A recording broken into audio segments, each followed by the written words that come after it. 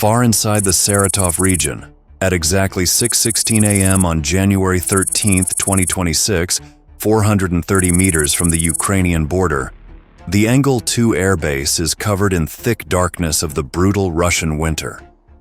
On the main tarmac, the largest and heaviest combat aircraft in the world stopped at a halt. Why were they there? And what exactly was going on? The 2160 White Swans were bombers capable of Mach 2 flight, with massive NK-32 engines radiating a thermal signature hot enough to be visible to infrared satellites orbiting space. The captain's hands shake as he descends the ladder of his 2160, not from the cold but from exhaustion. The Engels-2 Air Base sprawled before him, wrapped in concentric rings of the most sophisticated air defense system ever conceived. S-400 Triumph batteries form an outer shield. Closer in, Pantsir S one-point defense systems stand sentinel. Radar dishes rotate endlessly, sweeping the sky for threats that will never come. This was deep inside Russian territory, 430 miles from Ukraine, and was supposed to be untouchable. The Engels-2 was described as the heart of Russia's nuclear triad, a sanctuary, an unshakable fortress, meaning that nothing could stop it. But sanctuaries can become tombs.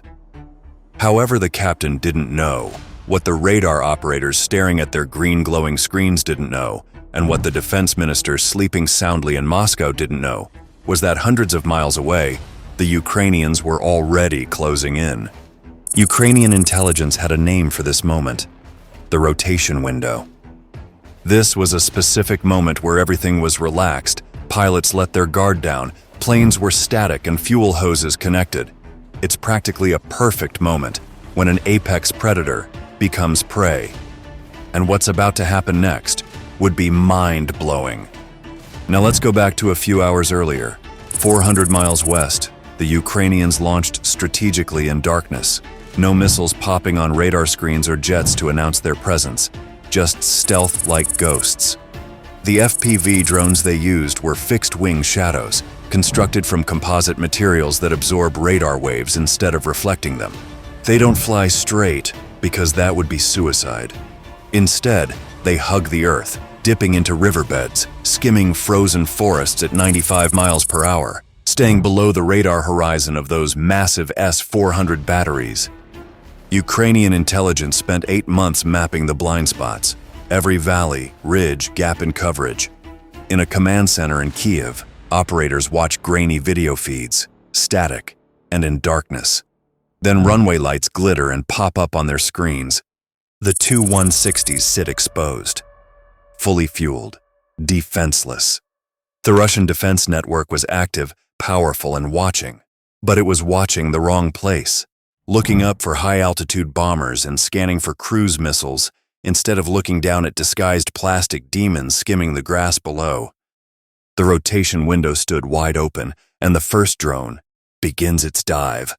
At exactly 6:26 a.m., the explosion hits.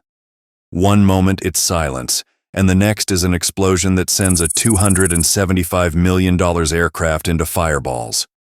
The shaped charge punched through aluminum skin at the wing root, the exact junction where fuel tanks meet the fuselage, and the pressurized jet fuel erupted in flames.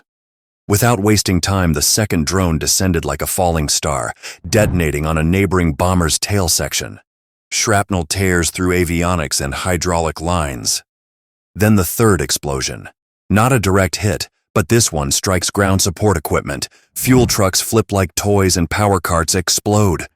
The remaining bombers were trapped now, unable to move, unable to refuel, sitting ducks loaded with jet fuel, waiting to die. The alarm sirens finally wail, but they're drowning in the symphony of destruction.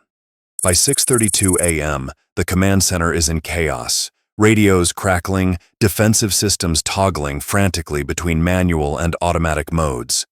The Pantsir operators are trying to track targets that appear and vanish in heartbeats. The S-400 sweep the horizon for missiles that aren't there. On the tarmac, bombers bleed burning fuel. Another drone screams in, striking auxiliary infrastructure. Automated fire suppression systems trigger uselessly, spraying foam that the wind carries away like snow.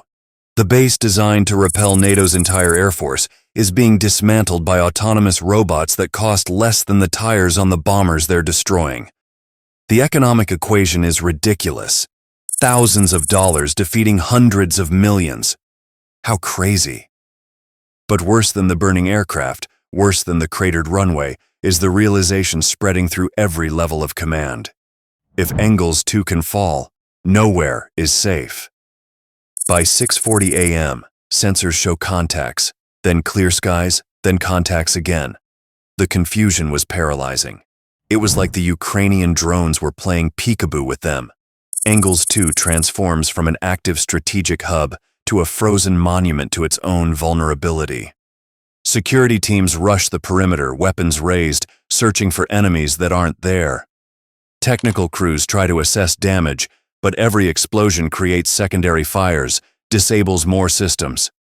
The base bleeds out while its defenders swing at shadows. At 6:38, the Panzer systems finally engage. Twin 30mm autocannons rip the sky. Tracers cut through smoke. They hit some drones, small victories that taste like ash. But it's not enough compared to the damage already done. Now Ukraine had finally pushed Russia to the corner, and Russia had to make a brutal decision. To stop the attack, Russia would have to shut down its own runway. They had blockaded themselves. Talk about shooting themselves directly in the foot. Now, this is where things take a turn. For decades, Russian strategy rested on one unshakable assumption that distance equals safety, and that size and money played an important role. So the Russian High Command issued the order for immediate redistribution.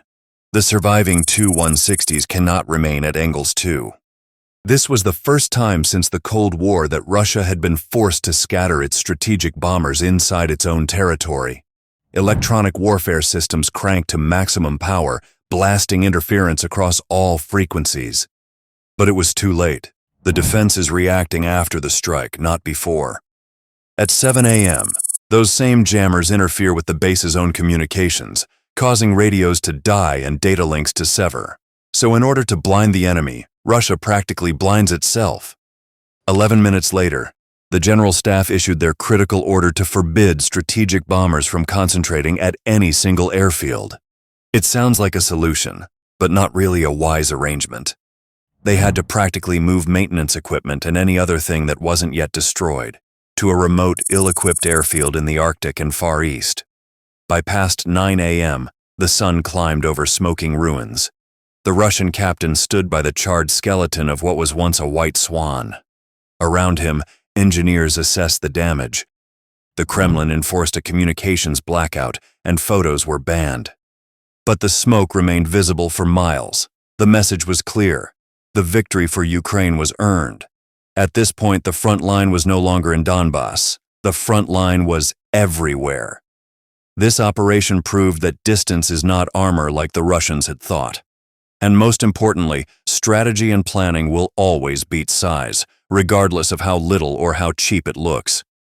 Ukraine used drones costing thousands of dollars to defeat an unshakable fortress worth hundreds of millions.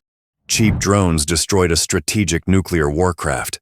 Russian planners would have to spend days reconstructing the attack second by second. They'll analyze reaction times, defensive overlaps, and the failures of the S-400 Pantsir combination.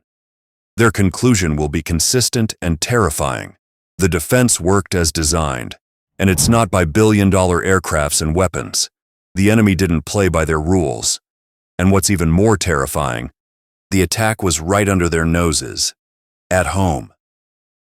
At the end of the day, a 177-foot-long target that costs $250 million and requires an entire fortress to protect it was defeated by plastic, composite materials, and audacity. But here's the question. If Russia's most protected strategic asset, buried 430 miles inside friendly territory, surrounded by the most advanced air defense network on Earth, can be reached and destroyed, what else is vulnerable? And has Ukraine just proven that Russia's $500 billion investment in air defense is obsolete against $5,000 drones? So what are your thoughts? What do you think?